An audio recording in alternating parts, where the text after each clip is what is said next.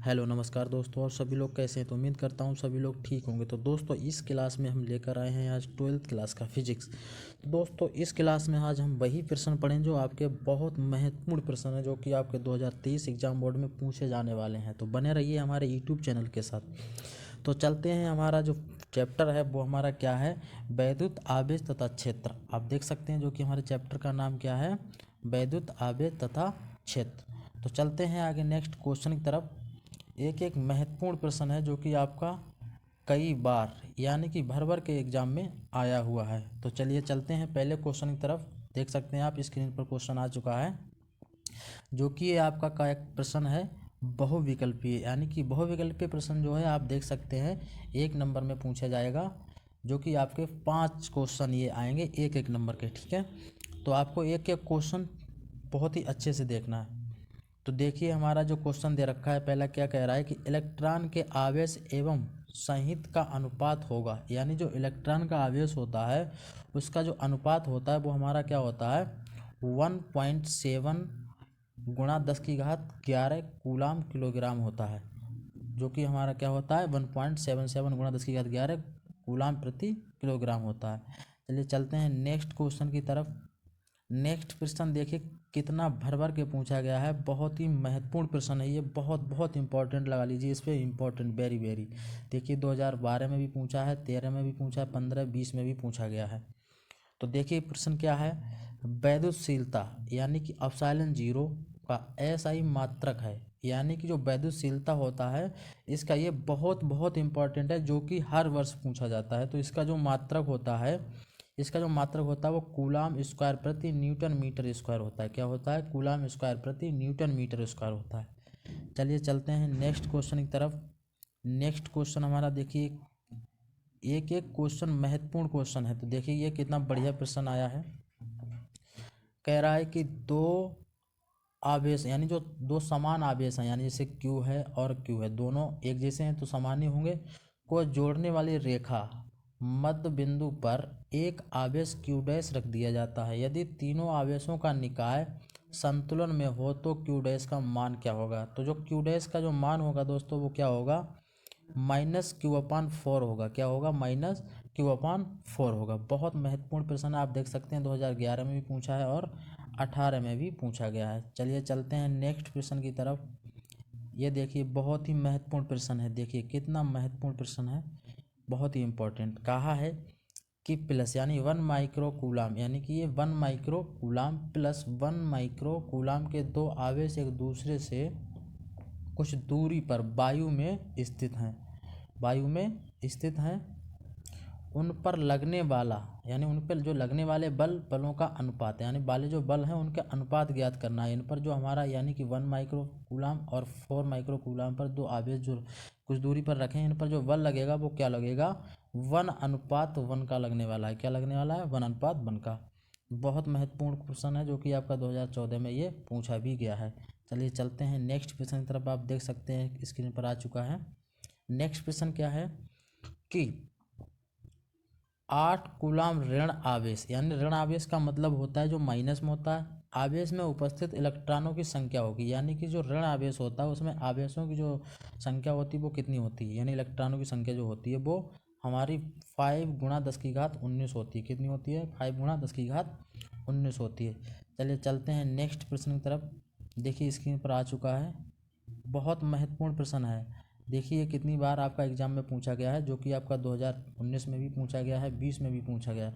एक एक क्वेश्चन भर भर के एग्जाम में पूछा जाता है, बहुत बहुत महत्वपूर्ण प्रश्न है। तो देखिए क्या है, एक 24 ओम प्रतिरोध वाले तार को एक समबाहु त्रिभुज के रूप में मोड़ा जाता है, किन्हीं दो किनारों के बीच प्रभावी प्रतिरोध है। यानी कि जो कोई 24 ओम प्रतिरोध वाला जो तार है उसे समबाहु, यानी कि समबाहु त्रिभुज आप जानते हैं जिसकी दो भुजाएं बराबर होती हैं, उसको उस रूप में मोड़ा जाता है। तो किनारों के बीच जो प्रतिरोध होगा वो क्या होगा, 16/3 ओम होगा। क्या होगा, 16/3 होगा। बहुत महत्वपूर्ण प्रश्न है।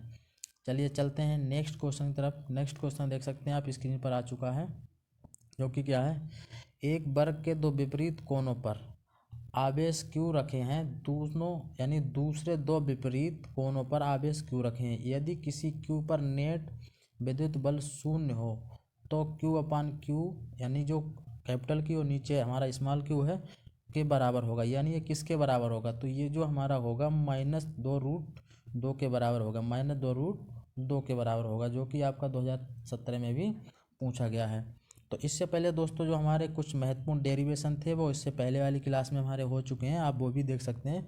बाकी इसमें जो आपके छूटा हुआ जो थ्योरी लेवल के क्वेश्चन है, कुछ हमारे न्यूमेरिकल भी हैं, वो भी इसमें हम कराएंगे। बाकी जो इंपॉर्टेंट आपके डेरिवेशन है वो हम करा भी चुके हैं, आप वो भी क्लास दे सकते हैं, बहुत बहुत महत्वपूर्ण करा चुके हैं। अच्छी निरक्षीय स्थिति में क्या होता है वो सारे के सारे हम करा चुके हैं, वो भी आप देख सकते हैं। तो चलिए स्क्रीन पर हमारा नेक्स्ट प्रश्न आ चुका है। देखिए कितना महत्वपूर्ण प्रश्न है, बहुत बहुत इंपॉर्टेंट लगा लीजिए। इस पर भर भर के एग्जाम पूछा गया, 2011 में पूछा है, 13 में पूछा है, 15 में भी पूछा, 16 में पूछा, 17 में भी पूछा।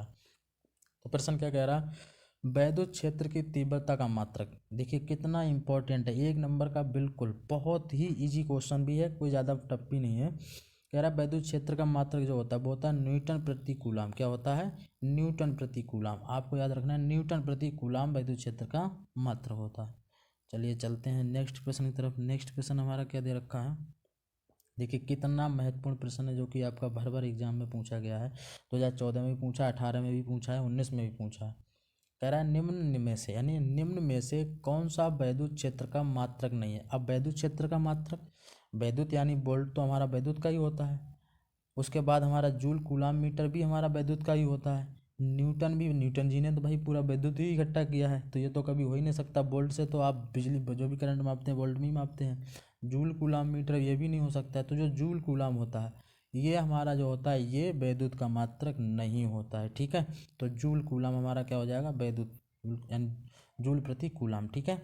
इसको आप देख सकते हैं। चलिए नेक्स्ट क्वेश्चन, ये तो देखिए ये भी बहुत भर भर के प्रश्न में पूछा है, यानी कई बार एग्जाम पूछा, देख सकते हैं आप, 2017 में पूछा है, 18 में भी पूछा है, 19 में भी पूछा है और 20 में पूछा। बहुत ही महत्वपूर्ण प्रश्न है। कह रहा है विद्युत फ्लक्स का मात्रक है, यानी जो विद्युत फ्लक्स का मात्रक होता है वो क्या होता है। अब विद्युत का मतलब जो भी बिजली से संबंधित होगा तो वोल्ट मीटर ही होगा, आप अंदाजा लगा सकते हैं। तो क्या होगा, वोल्ट मीटर होगा, न्यूटन कूलाम प्रति कूलाम हो नहीं सकता है, न्यूटन मीटर कूलाम हो नहीं सकता है, तो वोल्ट मीटर ही होगा। क्या होगा, वोल्ट मीटर होगा। चलिए चलते हैं नेक्स्ट प्रश्न की तरफ। देखिए कितना इंपॉर्टेंट प्रश्न है, बहुत ही महत्वपूर्ण प्रश्न है, ये भी आप देख सकते हैं स्क्रीन पर आ चुका है। कहा है किस बिंदु पर विद्युत क्षेत्र की तीव्रता निम्न में से r² के अनुक्रमानुपाती होती है। यानी कि किस बिंदु पर विद्युत क्षेत्र की तीव्रता जो है वो r² के अनुपाती होती है, वो बिंदु आवेश पर होती है। तो आप देख सकते हैं, यानी कि आपने जो पढ़ा होगा वैद्युत क्षेत्र, यानी नहीं पढ़ा है तो मैं इससे पहले भी क्लास हो चुकी है, उसमें जाके आप कूलाम के नियम के बारे में देख सकते हैं, वहीं पर हमारी जो r² के अनुपाती होती है, ठीक है। किसके, बिंदु आवेश यानी क्यू के अनुपाती होती है, हमेशा याद रखना। जो बिंदु आवेश होता है वो क्या होता है, क्यू होता है हमारा। चलिए चलते हैं नेक्स्ट प्रश्न की तरफ। बहुत ही महत्वपूर्ण प्रश्न है, देखिए कितना भर भर के एग्जाम पूछा है, आप देख सकते हैं। इसको 11 में भी पूछा गया है, 17 में भी पूछा गया और 18 में भी पूछा गया है। तो क्या क्या है, वैद्युत क्षेत्र वेक्टर ई में वेक्टर पी आघूर्ण वाले वैद्युत द्विध्रुव पर लगने वाला बल आघूर्ण है। यानी कि जो बल आघूर्ण होता है वैद्युत द्विध्रुव पर, ये क्या होगा, vector P into vector E हो जाएगा। क्या हो जाएगा, vector P into vector E हो जाएगा। चलिए चलते हैं नेक्स्ट क्वेश्चन की तरफ। नेक्स्ट क्वेश्चन देखिए ये भी बहुत महत्वपूर्ण प्रश्न है। चलिए क्या दे रखा है, यानी कि जीरो के ताप पर शुद्ध अर्धचालक है। यानी कि जो जीरो ताप पर जो शुद्ध अर्धचालक, यानी कि जो जीरो ताप पर भी अपना चालक चल सकता है, वो क्या होता है, विद्युत रोधी। क्या होता है, विद्युत रोधी होता है। तो चलिए इस प्रकार से ये तो रहे हमारे बहुविकल्पीय प्रश्न, जो कि आपका एक एक नंबर का पूछा जाएगा। अब हम बात करते हैं अति लघु उत्तरीय प्रश्न। अति लघु उत्तरीय प्रश्न ये भी आपका एक नंबर का प्रश्न आएगा, जो कि कई बार आए हुए भी हैं, बहुत बहुत महत्वपूर्ण प्रश्न है एक एक प्रश्न।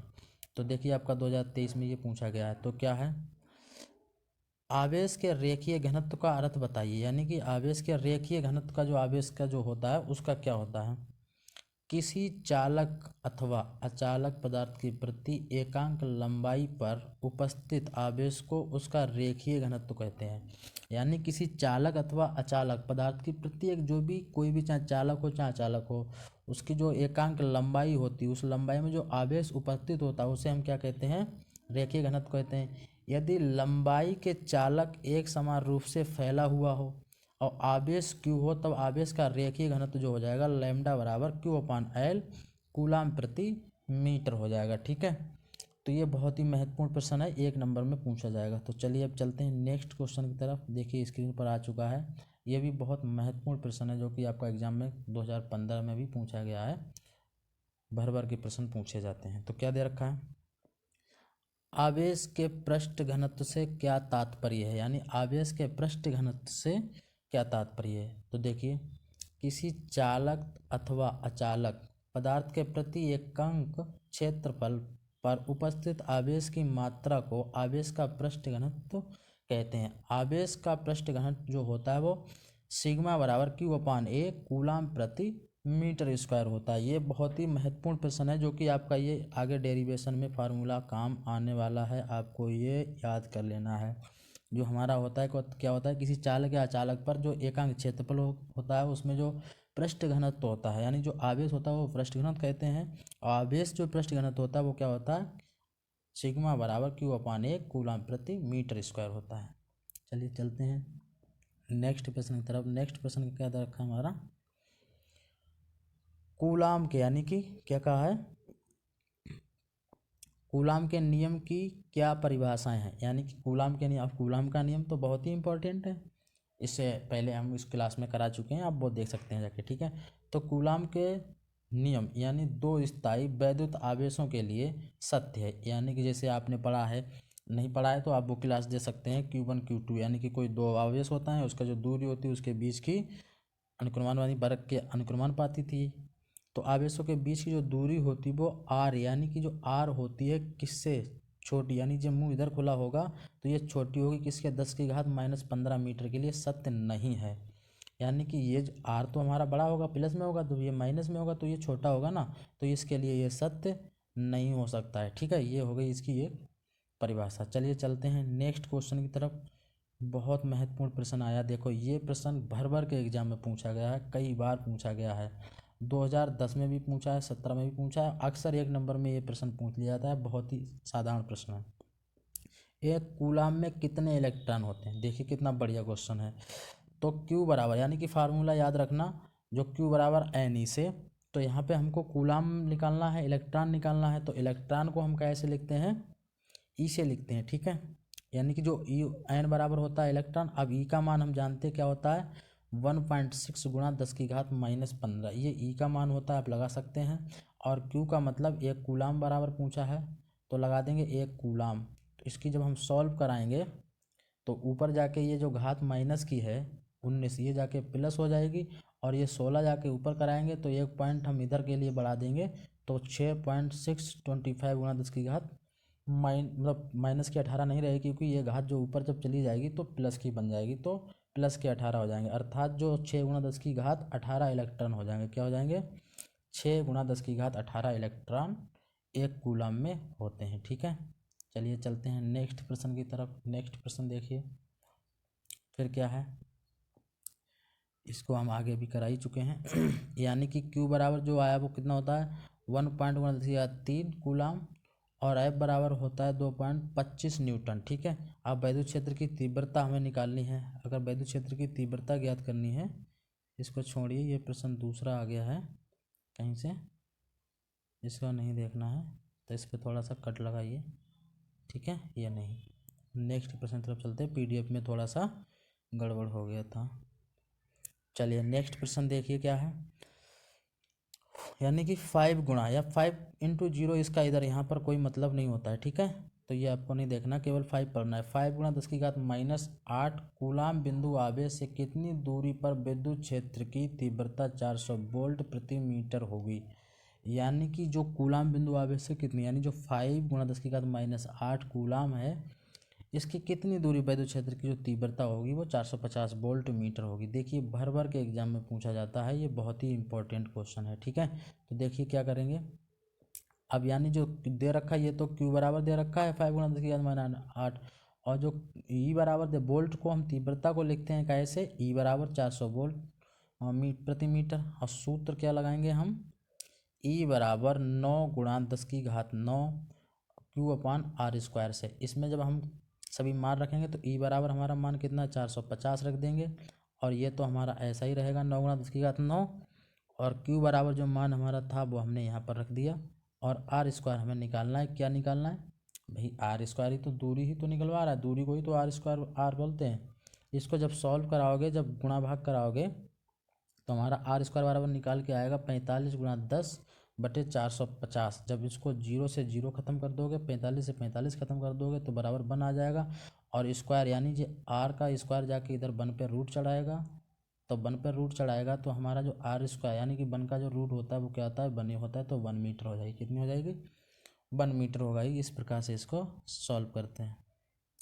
चलिए चलते हैं नेक्स्ट प्रश्न की तरफ। स्क्रीन पर आ चुका है, बहुत ही महत्वपूर्ण प्रश्न है। देखिए क्या दे रखा है प्रश्न। कहा है एक इलेक्ट्रॉन तथा एक प्रोटॉन एक समान वैद्युत क्षेत्र में रखे गए हैं, किसका त्वरण अधिक होगा और क्यों? यानी एक इलेक्ट्रॉन तथा प्रोटॉन एक समान वैद्युत क्षेत्र में रखे गए, किसका त्वरण अधिक होगा और किसका अधिक होगा तो क्यों होगा? ये देखिए भर भर के एग्जाम में पूछा गया है, बहुत ही इंपॉर्टेंट क्वेश्चन है। तो देखिए क्या है, इलेक्ट्रॉन का त्वरण अधिक होगा क्योंकि प्रोटॉन की अपेक्षा इलेक्ट्रॉन का जो द्रव्यमान होता है वो कम होता है। कैसा होता है? वो कम होता है। ठीक है, जो द्रव्यमान होता है वो कैसा होता है? कम होता है। तो ये भी बहुत महत्वपूर्ण प्रश्न है। आप